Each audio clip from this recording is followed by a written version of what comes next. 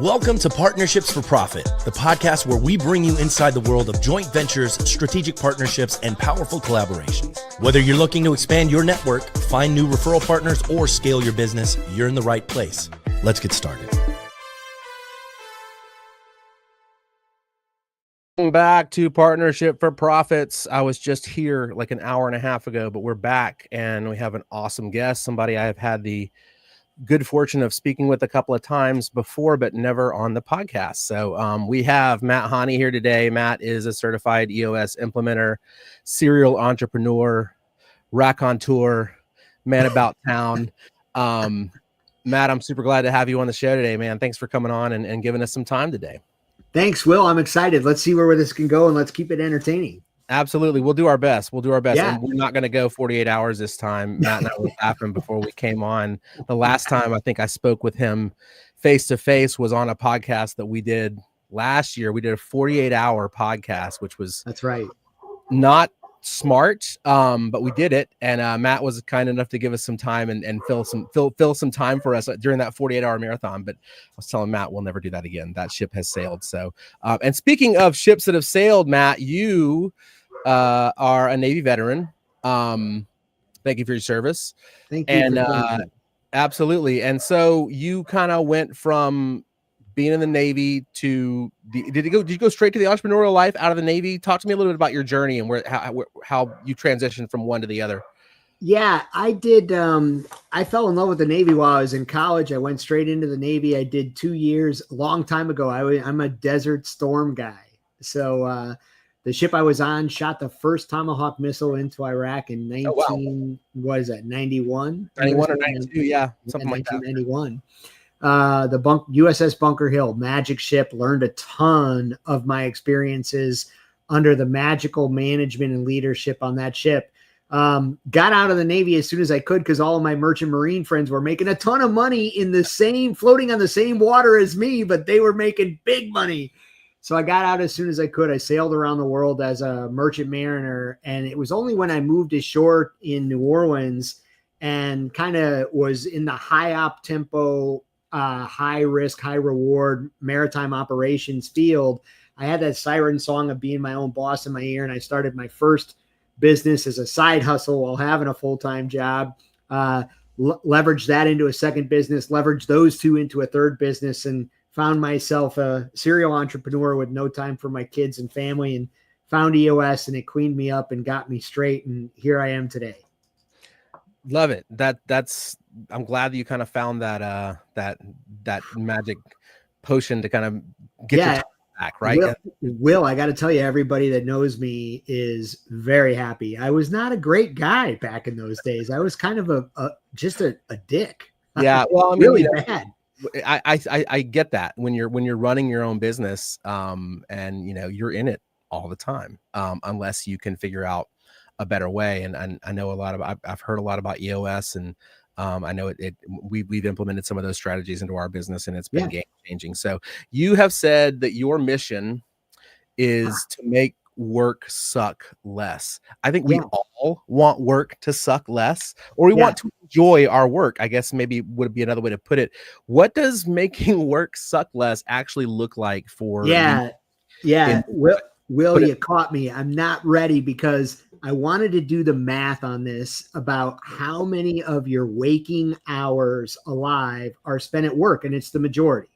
Mm-hmm. The majority of your waking hours are spent at work. The majority of your awake life is at work. So why would you be miserable in that? Why would you? Everyone deserves to be happy at work. And the way people are happy at work is when there's a right fit. And right fit this is borrowing from EOS. EOS talks about right people in the right seats, right people that share the core values of the organization, behave the way the organization wants to behave, and right seats, they GWC, they get it. Their neurons fire to do that work. They want to do it. They desire to do it. They're getting speeding tickets coming to work because they're so excited to want to do that work. Right. They can't help themselves but think about what their work week looks like on Sunday night because they're so excited. It gives them energy and joy to do that work. And so ultimately, if somebody's in a job where they are either not a core values fit with the organization or they don't GWC the seat. There's friction. There's friction there. GWC. What, I may have missed that. Yeah. So get it, want it, capacity to do it. So get it, neurons fire to do that work. They're inherently born and have the genes to do that work. Example, Will, I love giving is if you have a controller position open and a graphic designer applies for that, those are two very different G's, right? 100%. Yeah. The designer doesn't want to be in spreadsheets all day long. They want to be creative and think in color palettes, and all controllers want to do is be in spreadsheets. So you would never hire a graphic designer to be a controller. They don't G the seat. Their neurons don't click and fire to do that work. So W is the want it, and capacity is the mental and physical bandwidth to get it done. Got it. Right person, right seat. We're all about that. And we still struggle with that in our business.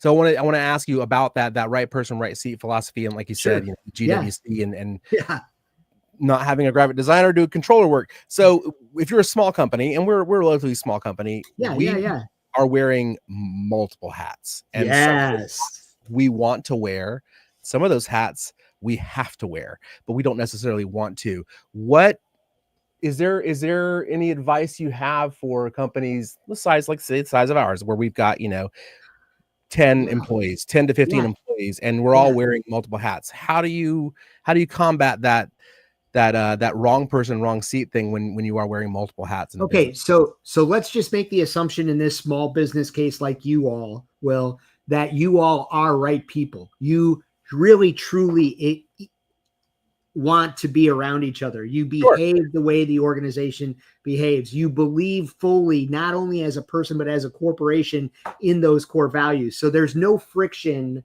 from the core values. There's no friction from how we want to behave as an organization, like work hard, customer first, do the right thing, whatever they might be for you.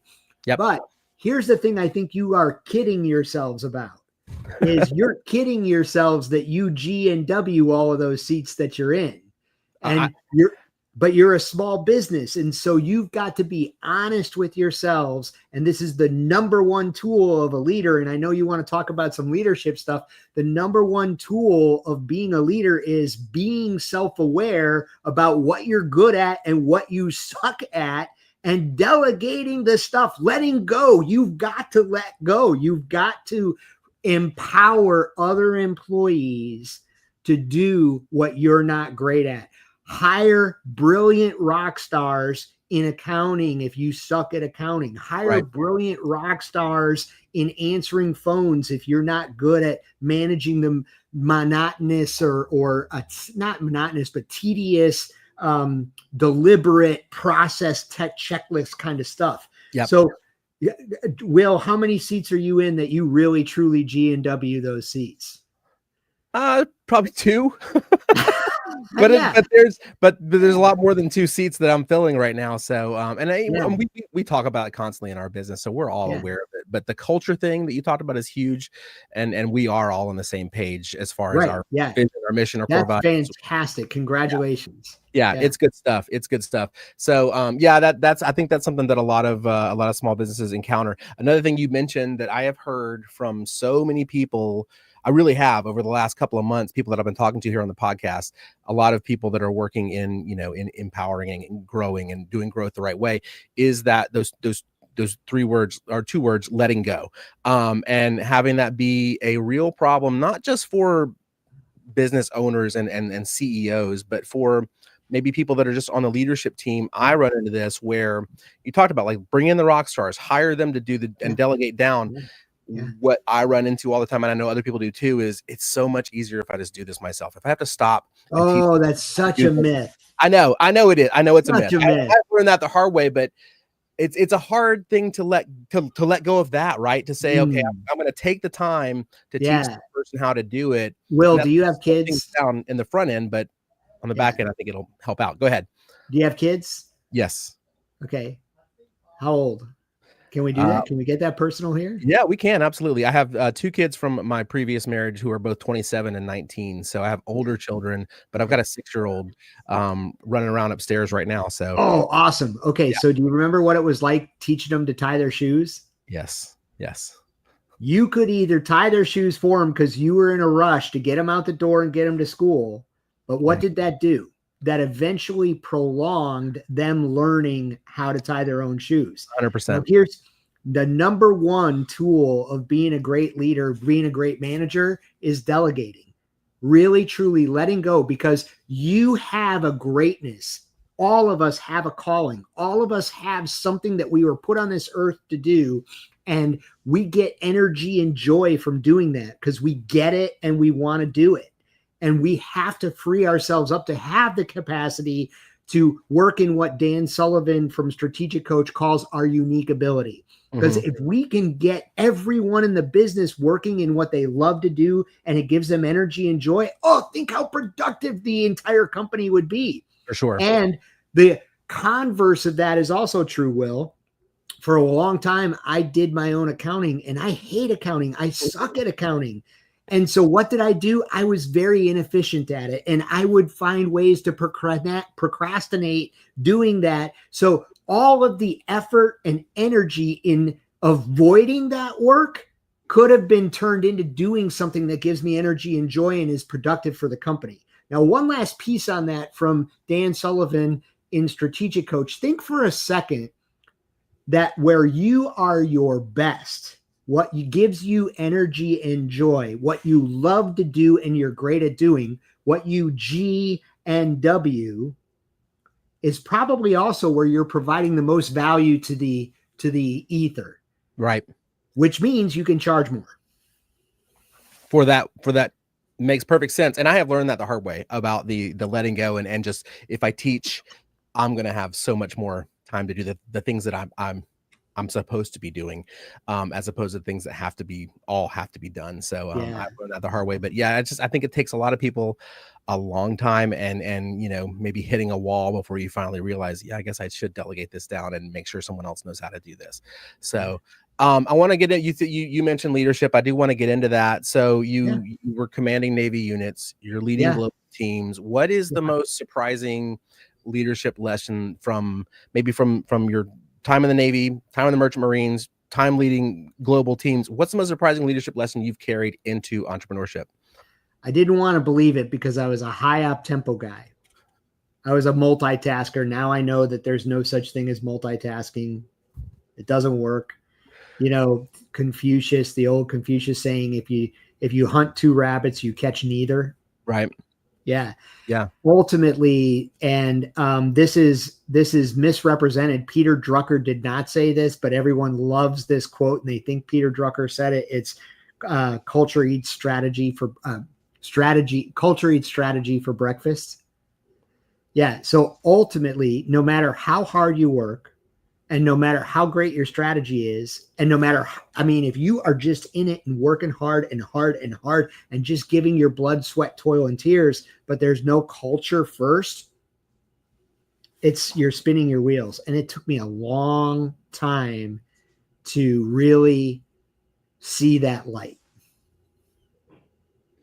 I couldn't agree more. I mean, when you say culture, I think setting down what your core values are and what your vision and your mission are super important. But I also feel like there's a certain level of there's chemistry that has to go into play for that culture, and meaning, and people need to interact with each other and get to know each other. And just like when you're building a team, right? The team chemistry is an important part of that. It's trust. It's vulnerability-based trust. This is the idea of Lencioni's 5 dysfunction pyramid. At the bottom of that, we have to have vulnerability-based trust, because unless you and I on a team together, unless we are willing to truly trust each other, there's guards up, there's shields up. And when the shields are up, the shields are covering our ear. We can't hear anything. We don't know because the shields are up. We're not letting anything in. We're not hearing anything. We're not using our big brain. And so we've got to have that vulnerability-based trust first. So in relation to that, there are so many companies like ours now. I feel like I'm getting you to give me a free consultation on our business, but it doesn't apply to us. But there's so many businesses that are operating remotely, right? Where we've got people all over the country, in some cases all over the world working, and we aren't interacting on a physical one-to-one. It's a lot of this, right? Screens back and forth. Sure. And I think sometimes that can put up walls. How would you recommend overcoming that in a remote fashion where, you know, we're all on a Zoom call and it's kind of hard to build that chemistry and that intimacy when we're, you know, it's all in the cloud? Yeah. So I think first of all, we have to assume the best out of people.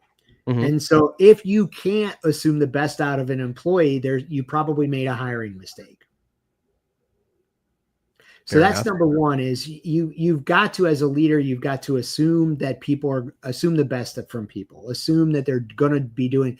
The other thing is when COVID happened and we all moved virtual, it wasn't an excuse to communicate less. It was a requirement to over communicate. 100%. Yeah. So I think over communicating and carving out time to work on that vulnerability-based trust and to work on having some trust building exercises, that's very valuable. So, you know, if you and I have a direct supervisor, direct hire relationship, that's a very sacred relationship. And we need to both work. It's a two-way street. We both need to work at, hey, Will, I get the sense that something's pissing you off. What's going on? Right. What are you feeling right now? Oh, no, it's not you, Matt. It's I got a flat tire on the way to work. Oh, shit. Do you need some time? Look, man, I'll cover you. That's the kind of stuff we got to do. We can't, you got to build that vulnerability-based trust. And if it requires over communicating while we're remote and international and in all kinds of disparate locations, that's what we got to do. Love to hear that. That just kind of that's validation for how we are operating, because we do that on a we're always doing mental health check-ins are a big thing for us because we are so remote. We do check in with each other, especially our leadership team. I check in on those guys multiple times a week just to see how they're doing, not necessarily to talk about high level work stuff, just like, hey man, you good, everything okay, you want to get off your chest. So I love hearing.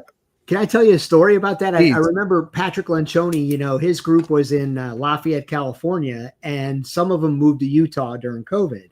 And they realized that there was a real gap all of a sudden between the teams that were in Utah and California. So what did they do? They put live camera and TVs in both kitchens. So if you went into the kitchen in California and someone was in the kitchen in Utah, it was exactly like being in the same kitchen. And it was brilliant for improving the the trust building on the team. So were they able to communicate while they were in there talking? It was live. It was a live feed in the kitchen. So if you walked into the kitchen in Utah or you walked into the kitchen in Lafayette, California, it was the same. But what I'm asking is if two people were in two different kitchens, could they talk to each other? There was it was a live feed.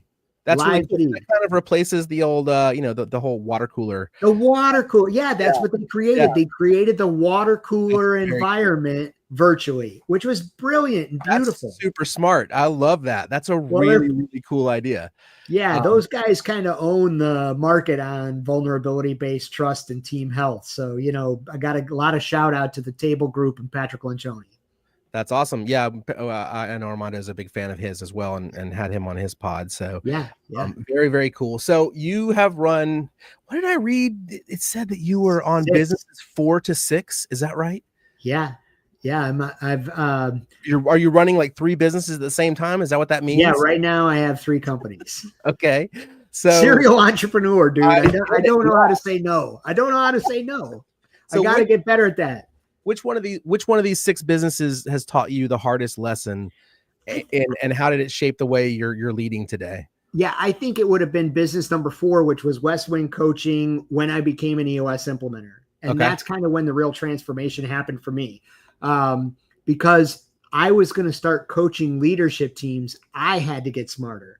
The one thing you learn when you become a teacher is to do something, you have to know it 13 times better than the ought. And so you really got to dig deep on all of this stuff, Atomic Habits and all the Patrick Lencioni stuff and all the stuff in the Traction Library and, Essentialism and Radical Candor. And I'm just, throwing out all these books that I got so deep into because it was so important for me to become smarter about human interaction, and even a lot of brain science and how people work because how their brains work. And I'm grateful to a guy by the name of Dr. Dino Signore, who was my facilitation coach for about a good year and a half. Spent a lot of time teaching me that I'm not the guy in the room with the answers. I'm the guy in the room that is extracting the collaborative answers out of a leadership team. So I think honestly, the hardest lesson I learned was that you gotta start with culture. You can't be high up tempo. You can't gut through it. You've got to have culture first, and then that fixes a lot of other problems. Love it. Love it. So let's talk about workaholics. Oh, yeah. As a recovered workaholic. Yeah. So how did you break that cycle and become a recovered workaholic, and what can other workaholics do to reclaim their time? I think time is a very valuable thing that people don't think about as being as valuable as it is. So talk to me a little bit about that. Man, there's so much here. Okay, so let's unpack this first with the workaholic thing. Mm-hmm. Anything that ends in a holic is probably bad for you. Yeah. So I think there's two reasons that people become workaholics. And the first one is the most grave and dire. And that is you're using the hard work to hide from the hard work you have to do on yourself. Okay. Gino Wickman's book Shine does a lot of introspective. He talks about his journey he climbed all the mountains. He became very successful. He became a multimillionaire. He created EOS and he's, and all this stuff. And then he got out of EOS. Well, he's still an EOS implementer. He still owns a portion of it. But ultimately, that's when he realized I've climbed all the mountains. What's next? I'm still unhappy. And then he realized he had to climb the internal mountain. Right. And so the introspective work, the work on self, is one of the hardest ways to stop becoming a workaholic, is to admit that you're using it as a shield. You're using it to deflect the work that you're hiding something, either your relationship and your family, your relationship, or your self-worth. And so that's one of the other 5 tenets of leadership that I insist on is you must be self-aware. You must grow, continuously improve the self-awareness, because unless you have that self-awareness, you're never going to be able to help others. You're going to be hiding behind these shields I talked about before all the time. I think the other reason people become workaholics is the myth that you brought up earlier was, if I want it done right, I got to do it myself. Yep. And that's just not scalable.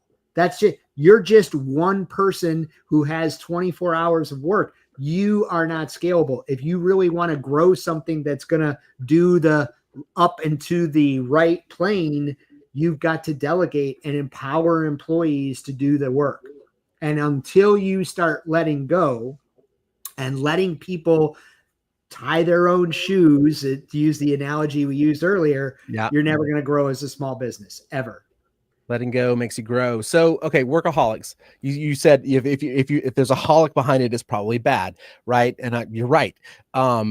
If you're an alcoholic or you're addicted to drugs, are you recovering? Good for you.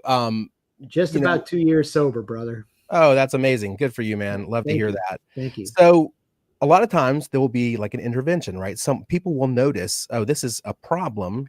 He's not doing well. We need to step in and make him more aware of the fact that this is a problem, maybe get him some help. So if you're a workaholic, what's the corollary there as far as like how do you realize, oh, I'm a workaholic, this is a problem, I need to do something?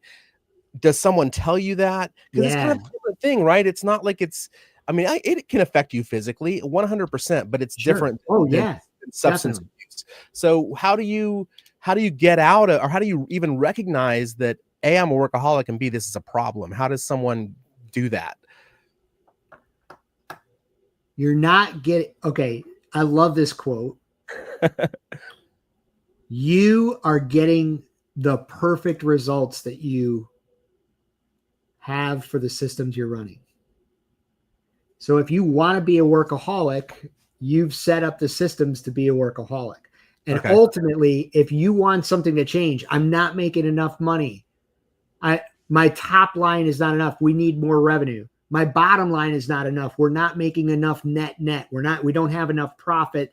This is ridiculous. I don't know why I started this business. I'm a slave to the business when I wanted the business to give me freedoms.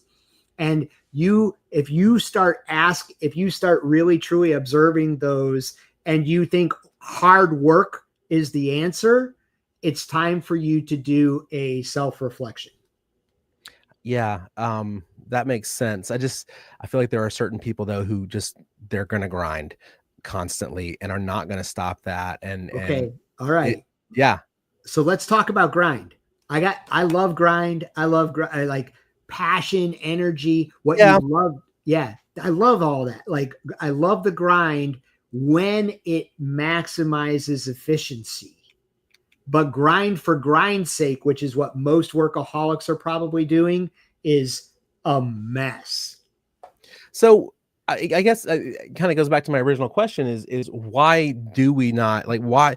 I've never heard of anyone confronting someone else and saying, hey, you are a workaholic, you're working yourself to death, you have to do something. Does that happen? And Sure.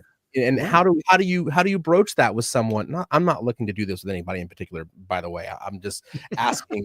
I'm really not. There's no hashtags here. No. But I'm just kind of asking, like, if you do come across someone that you care about, maybe it's someone that you work with, or maybe it's someone in your family who is doing that. How do you confront that in someone to say, hey, you got to slow down. You're doing too much. We got to figure something else out. Is that a thing that people do? Yeah, I think it starts with the leader. Like, a lot of people start these businesses because they want to be free. Mm-hmm. And then they get chained to the business and they just think, oh, if I just grind harder, if I just do more, it'll be better. And that, when people, you got to have some people that you trust, right? This is back to this trust thing. And so if you're ignoring the advice of your spouse, who you're probably closest with, or this is the Dunbar concentric circles of friends. You know, Dunbar said, in the middle is your significant other, and then there's 5 people around that would probably take a bullet for you, and then 15 close friends that would take your call day or night, and then 150 other people that you can have a relationship with. And beyond that, you might recognize up to 1,000 names, but you don't have a relationship with them. Right. Back into that inner circle. That one person in the center of Dunbar circle, and those 5, maybe even those 15, hopefully the healthy relationship that you have with them, they're saying, hey man, you look like crap. Yeah. Or, hey man, you've canceled on our golf outing 3 times. Is that what you want? Is that really what you want? No, it's not what I want. I want to be out golfing with you guys. Then what are you going to do about it?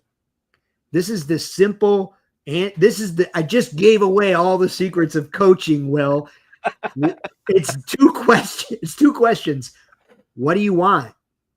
And what are you going to do? What are you going to do about it? Because you are getting the perfect results right now, right, for the system you have in place. So unless you change something, so it comes back to 2 questions. I can't believe I'm giving you the secret of coaching right now. What do you want to do? And what do you want, and what are you going to do to get it in place? I love that. Yeah. And that's I guess it's way simpler than maybe where we all make it out to be. I mean, I know there's a lot more to it than that, but it sounds, that's a great way to put it.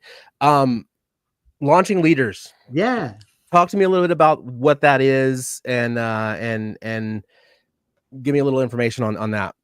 Yeah, I think ultimately, my definition, and I borrowed it from somebody else, is I think of a leader as someone who is creating leaders.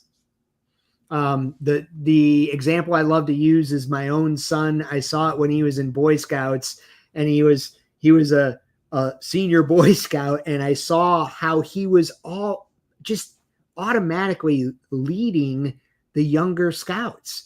And I was like, okay, I've created a leader. I'm taking credit for that. That's awesome. You should. Yeah, it's your He's kid. a leader that's creating leaders. And now he's at the Naval Academy in his senior year. He's going to go on and probably, who knows how many leaders he's going to create. So in launching leaders, I really want to get us back to not trying to do it all ourselves. Really try to empower your employees, make work a better, fun environment by empowering your employees to do what they do best, and get rid of the ones that you got friction with. Right. If there's friction with an employee, you're holding that employee back. Graduate them onto the next best version of themselves elsewhere. And so really launching leaders is all about leaders creating leaders. And I love David Marquet, submarine commander that wrote the book, Turn the Ship Around. He talks about pushing authority to information instead of insisting that information come up to authority. And I'm just going to say that again, because it's really powerful. Pushing authority down to information. So empowering your employees that are on the front lines instead of insisting that they push information up to authority. The best way for all of us to get the most out of our businesses is to thank you, David Marquet, for push that authority down to information. That allows people to become empowered leaders. I think it gives more buy-in to the business that they're working in as well. And buy-in is so important with employees, that they give a shit about the company that they're working for. And it's not just a paycheck. There's more, like you said, you're spending the majority of your life in that business. So if you don't care about it, that's a problem. Something that then you do need to. Have you ever heard how what Disney says to their employees at their parks when they let someone go? No, what is that? They pull them in, and rather than say, hey, you're fired or you've been terminated, they say, hey, Matt, I think it's time that we help you find happiness somewhere else. Because this is just not a good fit for you. And there's another place where you need to be, where you will be happy and you can do better work. So because everyone deserves to be happy at work. Yeah, man, I agree. Especially if we're going to be spending that. That's like you say that, we spend a huge amount of our life at work. Same deal. Like, I hear a friend of mine is in the, oddly enough, he's in the mattress business, right? He used to sell mattresses and now he's kind of moved up the chain with Sealy, that company. And, he told me how much time people spend in bed and how important a mattress is, because you're going to spend a huge portion of your life in that bed sleeping, and it's a huge important thing. And I think it applies to work too. Like, you want your mattress to not make your back hurt. You don't want your work to be a pain in the ass either. So no, I love that you brought this. This is like full circle, right? Because if you really truly are doing what you love, that gives you energy and joy, that you get and want to do, and you share the core values of the organization you're in, you're probably going to sleep like a baby. That's a beautiful way to wrap up this conversation, Matt. This was fantastic, man. Really love this. This was great. We got to get you back on. I got to get you on Armando too, on his show. So before we wrap it up here, I want you to tell people out there, because we have people watching live and people are going to watch this after the fact too. How do they find you? How do they get in touch with you? How can they use your help? Yeah, the best way to find me is matt@launchingleaders.com or on the EOS Worldwide website, EOS Worldwide /Matt-Hahne. Either one will work. I'm looking forward to making the world a better place, make work suck less, and grow 1.3 million leaders by 2033 by pushing authority down to information. I love it, man. I'm fired up. You got me fired up here. Let's go. It's 4:30 on Friday here in Atlanta, and so I'm ready for my day to wrap up. But now I'm like, all right, let's go. I'm ready to do some stuff. So if you want to get fired up in your business, you need to contact Matt and get things rolling. Matt, thank you so much for coming on P4P today. This has been awesome. I'm glad we got to get you on where we're sleep deprived 48-hour podcast. And those of you who are out there watching the stream live right now, we appreciate you tuning in. And if you're watching the recorded version of this, we also appreciate that. Make sure you give our page a like and subscribe to it so you can see other amazing conversations like this one. Matt, this has been fantastic. Thank you, Will. And we're going to get you back on soon, my friend. Thank you, Will. Always a pleasure. Tell Armando hi for me. I'll do it. Thanks for joining us on this episode of Partnerships for Profit. We hope you've gained valuable insights on how to form profitable partnerships and take your business to the next level.